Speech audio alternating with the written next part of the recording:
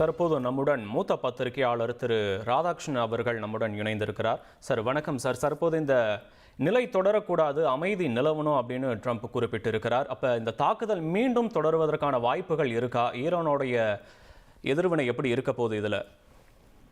இப்ப ஈரானுக்கு மிக தெளிவாக தெரிகின்ற விஷயம் என்னவென்றால், அவர்கள் ஒரு கன்வென்ஷனல் வார்ல, அதாவது இப்போ விமானங்களை வைத்து தாக்குதல், இல்லை என்றால் தன்னுடைய அந்த ஆர்மியை அனுப்பி தாக்குதல், இந்த மாதிரி விஷயங்கள்ல நிச்சயமாக ஈரானுக்கு ஒரு அப்பர் ஹேண்ட் நிச்சயமாக வர இயலாது. ஏனென்றால் அவர் ஜெயிக்க முடியாத ஒரு போர் இது. அமெரிக்காவினுடைய ராணுவம் என்பது அவ்வளவு வலிமையான ஒரு ராணுவமா இருக்கிறது. ஆனால் அவர்கள் செய்யக்கூடிய விஷயம் என்னவென்றால், அவர்களுக்கு அசெட்ஸ் இருக்கிறது. நாம் இப்போ கடந்த ஒரு 2 வருட காலமாகவே பார்த்துட்டு இருக்கோம்.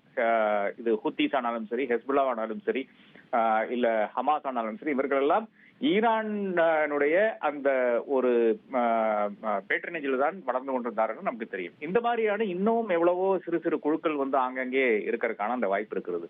அந்த குழுக்களை வைத்துதான் இனி விளையாடுவார்கள் என்று நான் கருதுகிறேன்.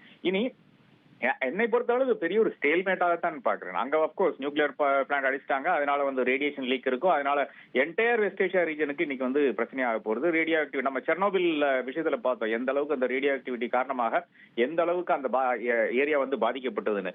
கம்ப்ளீட்லி இரஸ்பான்சிபிள் ஆக்ட்ஸ் இது. அமெரிக்கா எப்பவுமே இரஸ்பான்சிபிளாக தான் ஆக்ட் பண்ணி இருக்கிறது. இந்த மாதிரி ஒரு ரோக் நேஷன் உலகத்திலேயே, உலக வரலாற்றிலேயே இருந்து கிடையாது. ஒரே ஒரு நாடுதான் இதுவரை நியூக்ளியர் வெப்பன்ஸை பயன்படுத்தி இருக்கிறது, அமெரிக்கா தான். அப்ப அமெரிக்காவுக்கு எதிராக, இஸ்ரேலுக்கு எதிராக உலகமே நிக்க வேண்டிய ஒரு தருணமாக நான் இதை காணுகிறேன். ஏனென்றால் ஈரான் நெகோசியேட்டிங் டேபிளுக்கு வந்தது, பேச்சுவார்த்தைகளுக்காக வந்தது. அந்த பேச்சுவார்த்தை குழுவினுடைய தலைவரை தான் முதல்வராக இஸ்ரேல் கொள்ளுது. அதன் பிறகு படிப்படியாக யாரெல்லாம் அங்கிருந்து பேச்சுவார்த்தைக்கு வர முடியுமோ அவர்கள் எல்லாம் கொண்டு விட்டு ஏனோதானோ ஒரு பேச்சுவார்த்தை ஐரோப்பா கூட ஈரான் நடத்துறதுக்கு நிர்பந்தப்படுத்துகிறார்கள். ஈரான் அந்த பேச்சுவார்த்தைகள், வியன்னால நடந்த பேச்சுவார்த்தைகள் போய் சொன்ன விஷயம் என்னவென்றால், உங்களுக்கு என்னங்க அதிகாரம் இருக்கிறது? அமெரிக்கா போர் தொடுக்க போகுது எங்க மேல, இஸ்ரேல் போர் கொடுத்து கொண்டிருக்கிறது. உங்களுக்கு ஒரு இன்ஃபுளுன்ஸும் கிடையாது.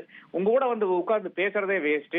என்ன எல்லாருக்கும் பெட்ரோல் செலவு தான் அங்க வேஸ்ட் ஆச்சு வியன்னாக்கு போனவர்களுக்கு. அதன் பிறகு ட்ரம்ப் சொல்றாரு, ஒரு 2 வார காலம் எனக்கு அவகாசம் கொடுங்கள், நான் என்று இஸ்ரேல் கிட்ட கேட்டிருக்கிறேன் போர் தடுத்துக்கு முன்னால் என்று கூறிக்கொண்டு திடீரென்று போரை தொடர்த்து விட்டார். இனி இது எங்க போய் முடியும் என்பது நிச்சயமாக யாராலும் ஊகிக்க முடியாத ஒரு விஷயமா இருக்குது. நான் அல் ஜசீரா, பிபிசி, CNN போன்ற அந்த செய்தி இதுல தளங்கள்ல பார்த்துக் கொண்டிருந்தேன்.